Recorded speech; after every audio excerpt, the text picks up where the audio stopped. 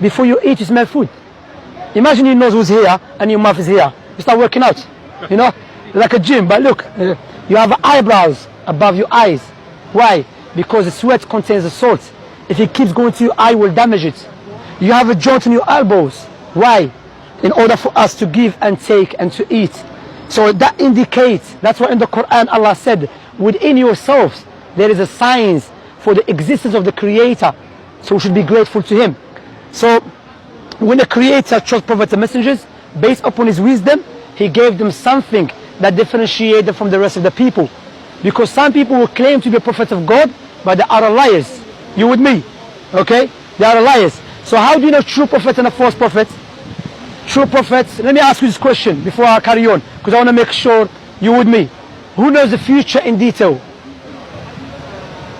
Allah. Except God, yeah. Logically speaking, God. Like if I make a phone, no one knows about the phone in detail except me. You understand? So no one knows about this creation except God. You understand?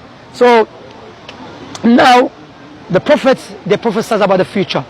I will give you some prophecies and I want to reflect upon it, which Prophet Muhammad said. Prophet Muhammad, who lived 1,400 years ago in the middle of desert in Mecca, he said there will come a time when you see the barefoot Arab man competing in building tall buildings.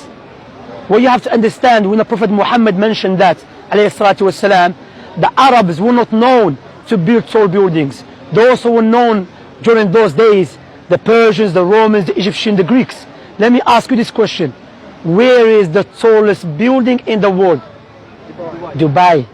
Dubai 50 years ago was a pure desert, let alone 1,400 years ago. So how a man that lived 1,400 years ago knew about something precisely, specifically, detailed? Another one, Prophet Muhammad said there will come a time when the Arabs stop using the camels as a riding beast, and they will use something as a box. Listen to this carefully. Something as a box that will carry them from their houses to the mosque with their wives. The question you ask yourself, we know the camels to the Arab man is like his wife, you know, like family. That's what they use all the time. But we know now, if you go to the Arab world, what they use? Cars. And the Prophet Muhammad, what he said? Like a box. So how he knew that? For example as well, let me give you this example. Do you know the Quran?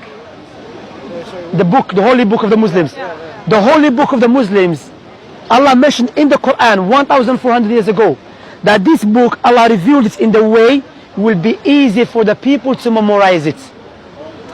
This question I will ask you, is there any book that you know the size of the holy book for the Muslims? It has been memorized by 100 million of people. You know any book like that? Word for word, letter for letter? No. Except the Quran. Imagine, even Denmark, you have Muslims there. You know, Somalians have Somalians there, mashallah. And Somalians, they're known to memorize the Quran. Allah Mabarak, may Allah bless them.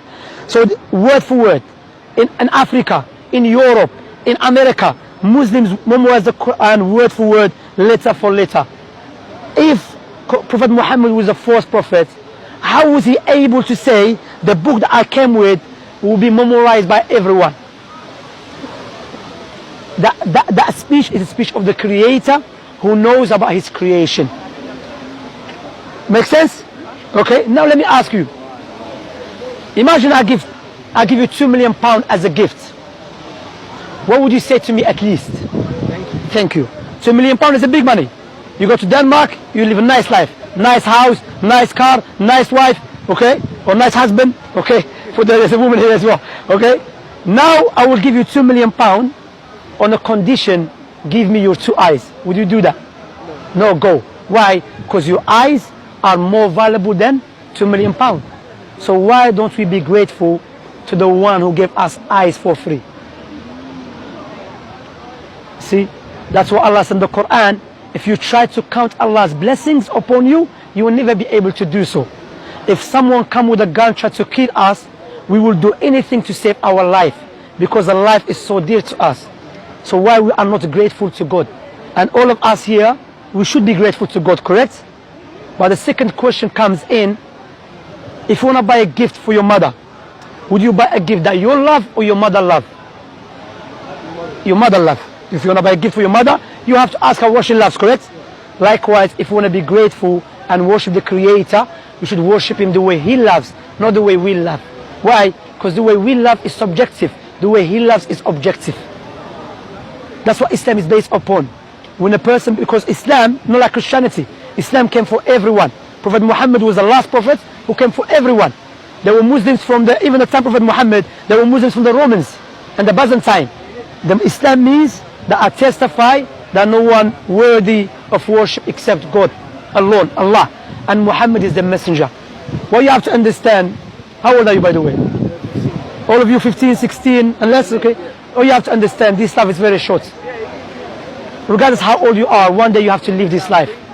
And we're going to die. And you'll be inside the grave by yourself. All of you friends here, they're not going to come with you inside the grave. All of us are going to be inside the grave by ourselves. So we have to prepare ourselves for that day. That's why in Islam we believe Allah will not punish anyone until the proof has become clear to them. Allah said in the Quran, there is no one more unjust than the one